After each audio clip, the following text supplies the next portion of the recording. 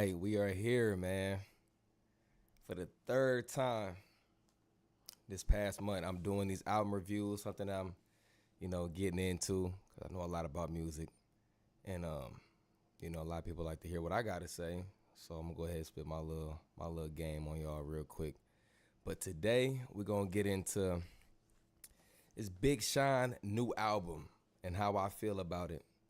Now the album is called Better Me Than You, and I've been watching his interviews. He's been on like a little press run, the sit down he had with Charlemagne. Um, he did a couple others. I'm not gonna name them all. They're all on YouTube. And just off of his interviews and how he feel, he definitely he's at a different mindset. So I'm not a big Sean fan at all whatsoever, but I'm not gonna be biased. I told myself I was gonna listen to everybody album that I feel like, you know, you know, that's feel like that's trying to be a good rapper, that's trying to do something. I can't just listen to my favorite rappers and cut everybody else out. So this is what I'm deciding to do now, especially doing this in this YouTube field now. And to sum up this album for y'all, I'm gonna break down every song and everything, the things I like about the song, shit that I don't like about the album. He definitely sounds healed. This sounds therapeutic for him. He definitely got a chip on his shoulder about being not mentioned in the top 5, top 3, whatever y'all want to call it. It's clear as day, I can hear it, man. But we're gonna get into it, man. So the song starts off with this intro, and it's called Pressure. And it's not a song, it's just like a little skit, whatever the case may be. And it's pretty much just people calling him, you know, saying like on the phone. It's like people calling him like a voicemail, whatever. People calling him like, you ain't out here in the streets, you ain't, I need help, I'm filing for bankruptcy, I need your help. It's just people just bugging him, bothering him nonstop, blowing his phone up, stressing him out. And he pretty much just was like, at the end when he cut his phone off, whatever, he's like, you know what, fuck everybody. Like y'all don't give a fuck about me. You know what I mean? And that's pretty much how the album, like the intro pretty much summed up like how the album is. Like he's at that point in his life. And then it's followed up by track 2, which is called Iconic, produced by Hit Boy, which I love the song. I think it's fire. Great song. 808. The 808s is banging on it. He got the guitar strings in it. Some real rock star shit. And on this song, he pretty much saying like how y'all don't think I'm not iconic. Like I've been doing this for too long. I've been in the game for, I think Sean been in the game for like 15 years, something like that, if I'm not mistaken. And he's pretty much just like saying like, nigga, I'm iconic. Like y'all put all these other rappers above me. I need to be mentioned in that top 5. I'm iconic. Look at my lifestyle. Look at the numbers that I'm putting up. And that's pretty much where he at with it on track 2. He just talking this shit on track 2, which is a banger. I love it, like it. Now 3 is one of my favorite songs on the album. It's called Typecast. Fire ass beat. First verse he did his thing. Second verse is what stood out to me. And he's like pretty much on this song. He pretty much saying, I admit I fell off. I was addicted to certain things. I was doing shit. He's like admitting that, I fell off. You know what I mean? Pretty much. And he just summing up like, man, like y'all ain't know what I've been through to get to this point in my life. Y'all can't typecast me. Like growing up in Detroit, living on Griswold in Detroit, like, he had it hard, and people think that like he's not being mentioned enough. He used to grind through high school. He was selling CDs outside his history class, and people are not like acknowledging the grind that Big Sean put in. You know what I mean? So that's pretty much to sum up that song. It's another fire song. So far we in the beginning of the album, and it goes into track 4 called Break the Cycle, featuring Charlie Wilson. And I'm not gonna lie, Charlie Wilson like 70 years old, man, and he still got them motherfucking vocals. Let's get to that, man. Charlie Wilson is on a crazy run right now. I don't know what he got going on. I'm a big fan of Charlie Wilson ever since the Gap Band days. And Charlie made a great comeback when he made the song with Cash Cobain. the Fisher. I think that was the remix, and they put Charlie Wilson on it, which I was shocked by. I didn't really see that coming. Um, it's fire. You know what I mean? Anytime you get Charlie Wilson on the vocals, you can't go wrong. That's like a win-win. Um, but anyway, on this song, Break the Cycle, man, Sean is pretty much talking about, living in poverty and telling his mom that he had to break the cycle, and he's trying to be a better father, things like that. Then you got Charlie Wilson in the background doing the ad libs on the chorus at the end singing, which I thought was super fucking dope. Great song. And then at the end of that song, Break the Cycle, he got a voicemail call from The Rock, Dwayne Johnson, The Rock. And I didn't even know that Big Sean and The Rock had a relationship until this song. Like, I didn't even know like that, like I don't even think the two worlds even existed. You know what I mean? But he actually said that they're really close friends. Like Sean said, he was like, The Rock is one of my best friends. Crazy. Would have never thought. But it was good though, man. You could tell that they have a real relationship because The Rock was like, man, I can't wait to get back to see you guys, and you just had your son, can't wait to meet him, love you brother, all this type of shit from The Rock. And I'm like, man, that's kind of dope. So I learned something on that one. So I thought that was dope. Now, track 5, we go into Who You Are, Superstar, quote unquote, which is a sample from Usher's Superstar, which is the Confessions album. So that's a sample he got from that. But then if you know your history about your music, you'll know that that song originated from Willie Hutch from The Mac. So if you know about The Mac, 1972 movie with Richard Pryor, Willie Hutch did the soundtrack for that album. So that's where that originated from. If y'all know anything about music, that's where it originally came from. But Sean took it from Usher, and Usher took it from Willie Hutch. So they flipped this one, which this one is a banger. I like this one a lot. You got Usher singing in the background, real like lightly. You know what I mean? You can kind of hear him a little bit. Just off the sample though, not him like vocally doing it itself, but they sampled it. He's in there singing. He's flowing through the song. It all blends, complement each other very well. Another banger on this song as well. On this album as well. And then you got another one that's falling into the next song, which is track number 6. It's called Yes. And this is another one of my probably top 5 on this album. I do like. It's called Yes. It's a dark hitting 808, real dark. It sounds like Travis Scott inspired it. Mixed with like some Playboy Cardi, you know what I mean? So y'all kind of get where I'm going with that. So if you like that type of sound, Playboy Cardi, Travis Scott, you're going to like that song. It's a banger though. I ain't gonna lie, it's a banger. He's just pretty much like he changed his voice throughout the chorus, making it darker, and it comes back to his it gets deeper, comes back to his voice, gets deeper. He's pretty much playing with that pretty much Travis Scott inspired type song. So if you fuck with Travis Scott, you fuck with it. I like the song. I think it's a banger. And then at the end, the beat changes, crazy, super fire, banger. And now we getting into track 7, and it's called "It Is What It Is," produced by Turbo, featuring Gunna, which makes sense because Gunna, Turbo, makes sense, complement each other very well. I ain't gonna lie, it kind of sounds like it's influenced by Drake First Person Shooter, because throughout the song, Sean is saying, he said something like, I don't want to misquote him, so I'm paraphrasing. So he's like, something, what? Niggas saying what? Like how Drake and Cole said that. So, and he's talking shit on there too, so that might have been a little jab or something like that. I don't want to, push out the wrong message, but y'all see where I'm going with it. And pretty much saying like, this is as big as it gets. What? Like what? How they was doing that? Big as the what? So, you get it. And Gunna is on this song too at the last verse. And Gunna did his thing, him and Turbo. That's like Dre and Snoop magic. So, Gunna didn't surprise me on this one. Track 8 is called Apologize, featuring Aaron Allen Kane.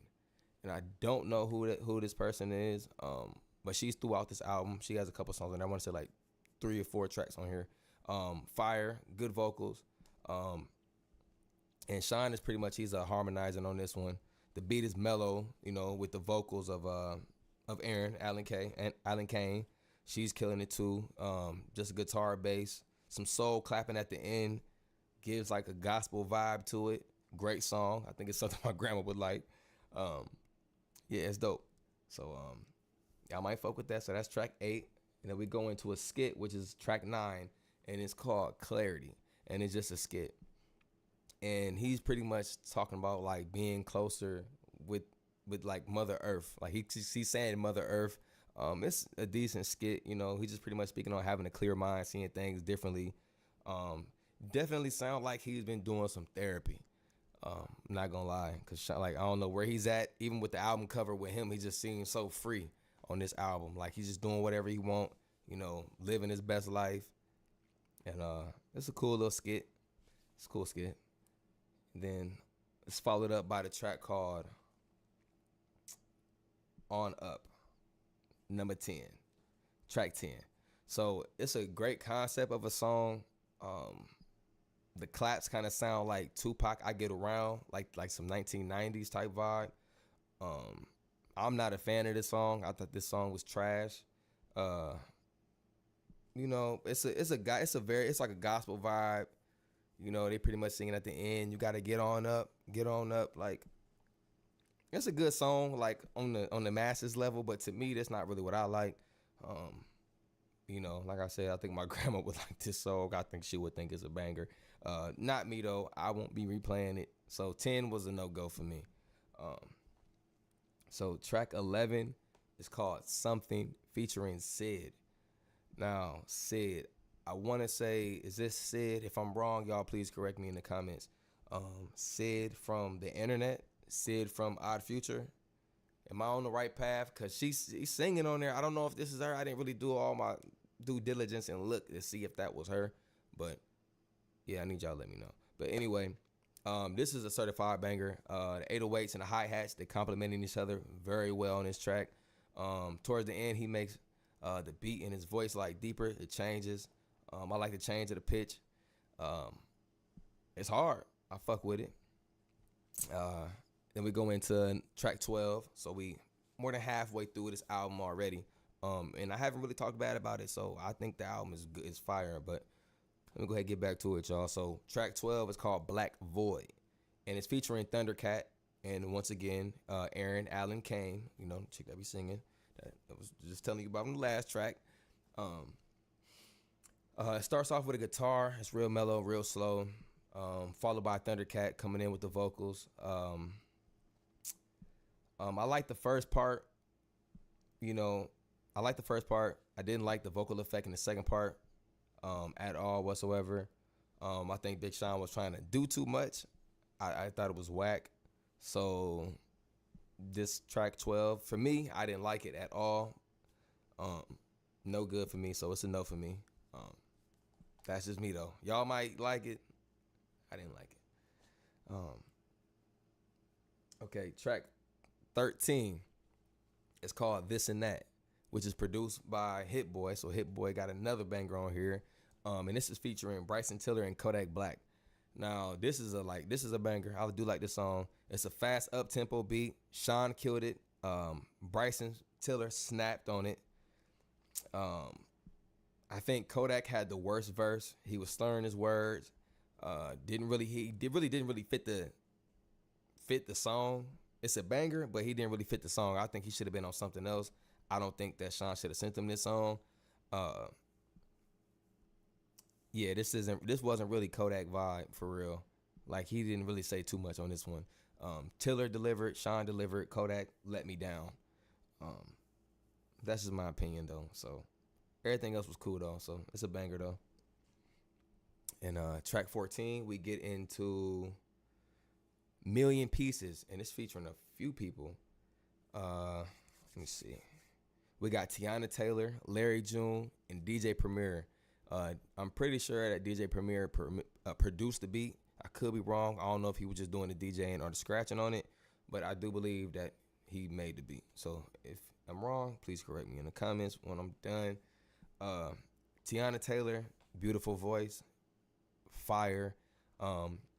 You know, she's a former Good Music signee along with Sean, so they already got the chemistry. And then my nigga Larry June, y'all already know Larry June fire. Y'all already know Larry June gonna do what he gonna do. Super smooth. You got TT on the vocals, which was amazing. Larry June doing what Larry June do. Smooth player, get money type nigga. You know what I mean? Clean as fuck. And this ain't the only song that Larry June and Big Sean made together. So they already got a rapport and history in the friendship. So it don't seem forced at all. It just seemed normal, which I love. Great song. And DJ Premier on the ones and twos, scratching, kills the shit. Y'all already know. Great song.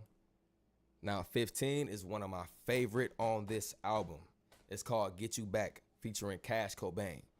And yes, Cash Cobain, the beat is exactly what you expect. Cash Cobain is on a crazy run right now with that whole New York wave. I don't even want to say New York drill. It's like some like R&B, trap, whatever you want to call it, man. It's a fast up tempo, which I was expecting. As soon as I seen Cash Cobain, before I even heard the song, I kind of already knew what wave he was about to go with. Yeah, it's an R&B sample on it in the background. It's real light though. It's R&B like singer back there. You know, it's real choppy. You know, it's getting chopped up real hard. The 808s is going crazy. It's super fast paced, like how the New York shit's been. Cash Cobain, he has like a quick like 8 to 10 bars at the end, and he closes out the track, and it's fire. It's fire. I'm not gonna lie. It's a banger, and Sean did his thing too. I'm not gonna leave him out. Sean did his thing too. That song "Get You Back" is a fucking banger. I fuck with it. See, that's one of my favorite on there. Track 16 is called "Certified," featuring Nassan. I don't even know who this is, but let me tell y'all something how the universe works. I just learned, I was just watching a Bootleg Kev interview podcast, and I seen his name, and inside of the quotations of the headline, it said, if y'all didn't know, Nassan is the son of Proof from D12 from Detroit. So small world, man, small world. Yeah, man. So I didn't know who he was until this album, until this song, and then I looked, and then he popped up right after I got done listening to the album. It's crazy. But yeah, man, son of rapper D12, legendary group from Detroit featuring Eminem. Y'all know. You know, Sean is pretty much speaking on this song, on this album or song, just being certified in the game. Like, you know, I've been doing this too long. Y'all not giving me no respect. Put some respect on my name. That's pretty much Sean's verse. You know what I mean? And then the second verse is Nassan coming in, and it's the first time I ever heard him rap. And I just got to say that I am impressed. He snapped for sure. He definitely gave Big Sean a run for his money on this one. Not going to lie. He bodied Sean on this. He bodied Sean on this. I ain't even going to lie. He killed him on this. I'm not going to lie, y'all. He killed him. Killed him. And then we followed up by track 17, right? So track 17 is called Focus, and it's just a skit. It's not a song. It's just a little skit. And it's pretty much his friend calling him at a party, whatever the case may be. He's calling him like, yo, come to this party. I got some hoes, blah, blah, blah. We finna get lit. I need you here, bro. And Big Sean is pretty much just like dead in that shit. Like, bro, I don't got time for this shit, bro. I'm in the studio. I'm locked in. You know, I'm about to do this album. You know, you talking about this. I'm trying to do that. And that's pretty much a skit. It's like a minute long skit, whatever. And they just on the phone. He's like, bro, I got to go. I got to, you know, I got shit to do. Like, I can't be out here playing and, you know, you doing this, you doing that. I can't do it, bro. I'm locking in. And it just go to show you where Big Sean is at mentally. Because, like, this album, he's really talking about setting boundaries, you know, not living my life for likes, comments, all that shit. He just living his life. He's at a pure state right now. And you can clearly hear it on this album. And I'm not even a Big Sean fan. I thought he was corny as hell. I ain't gonna lie, I did. I thought Big Sean was corny as fuck. I didn't listen to a lot of his shit. I heard him on a few things. I did not like that nigga. but I actually really listened and I really wrote a whole detailed script of this album all the way down to the T. You know, I fuck with it. I like where he at right now mentally. I like where he at musically. He's killing it. So now we are pretty much at the end of the album. So we about to wrap this up, y'all. But track 18 is called Boundaries. So right after the skit, it come Boundaries. And this pretty much on this song, pretty much just like I was breaking down to y'all, like where he at. He's pretty much speaking on it's time to reset, get back to his true self. You know, he had to set boundaries with his he was battling addiction. He admitted that. You know, it's a great song. It ends with a solo piano. Super smooth, fades away, super smooth, great song, love it. Then we go into track 19, and it's called Precision, and that is a sample from 3 6 Mafia, Poppin' My Collar. But if you know the origins of that song, Poppin' My Collar, that came from the introduction of the Mac, which is produced by Willie Hutch. So y'all gotta know y'all history a little bit. I keep telling y'all Willie Hutch. Willie Hutch is a guy from the 70s, man. He passed away, but he was like a soul king, man. He got so many songs and albums that you can go back and sample. So 3 6 was really good at that. In this song, they did it very well. They complimented it very well. The Pop of My Collar, trumpet and horn and shit, whatever you want to call it, they killed it. Fast tempo, you know, definitely a banger. Complimented very well. Yeah, man, he's just straightforward with it, man. Precision, and he killed it. I feel like 21 Savage should have been on this song because how the chorus is, but I think that would have set it off. I think that would have been dope. Now we get into pretty much almost to the outro. We at track 20, and it's called My Life / Happiness Skit, quote unquote, and it's featuring Ellie Goulding.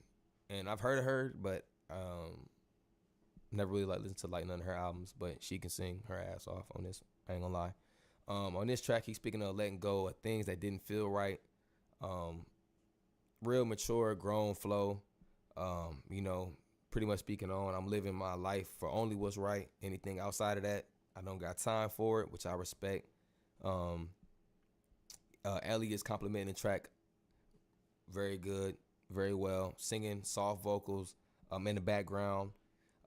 End of the song, they have a skit, that's where it's My Life / Happiness skit. So the skit come in after that, and he's like on a talk show, like we have Big Sean here, whatever talk show. People are clapping and you know they going crazy,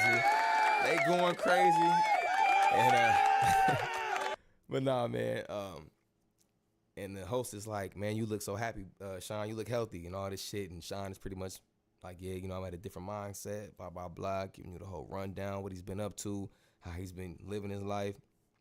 And that's pretty much how the song ends, man. And fire, you know what I mean? Fire. It's a great concept, great theme of the album. He stayed on track, like, throughout this whole album. As y'all keep hearing, I keep talking about this self-awareness. He's been doing that. And the very last song is number 21. It's called Together Forever. And this is a bonus song, bonus track, whatever they say. And it's produced by The Alchemist. And if you know anything about The Alchemist, he is a fucking one of the greatest producers that ever do this shit. And this is the outro, the closing song to the album. I will say I do not like the chorus at all. I think it's corny. The outro, he's like saying forever with a little kid voice at the end, like in the ad libs. I just hated it, but I like the song. I just don't like the chorus. I think they should have kept that out. And he's pretty much on this one, Together Forever. He's pretty much speaking about being one of the best from Detroit. But people aren't giving him credit enough. Like people, when you think of Detroit, people are not really bringing up Big Sean. I'm gonna be honest, they're not. They bringing up like the Iceberg Vezos, the Peasies, the Payrolls, Doughboys Cash Out, rappers like that. But you don't hear even Eminem. They might bring up Eminem before they bring up Big Sean, and Big Sean is pretty much saying like, nigga, I'm 200 million sold, like 100, like y'all tripping, like y'all need to give me some respect, and that's where Big Sean is at with it. And that is the last song. That is the outro. honestly, overall, I'm gonna give this album a clean 7.5 out of 10. And I'm not a Big Sean fan. I can't be biased. Listen, it's a great fucking album. It is. I can't lie. It's a great album. It's a great album. And that pretty much summed up all my notes, y'all. Big Sean, you did your thing. You delivered on this. If y'all in here, man, if y'all new to this, you know, tap in. You know, When It Rained and Storm podcast with Storm Dyer, of course. It's obvious. Y'all fuck with me, man, but I'm about to get up out of here, man. I love y'all, man. I'm glad y'all even tapped in. Like, comment, subscribe, share it. You know, if you're not a Big Sean fan, just listen to the album. Trust me. I'm not going to lead y'all to no bullshit. I ain't. I'm going to keep it real. I can't be biased. I love y'all, man. I'm gone.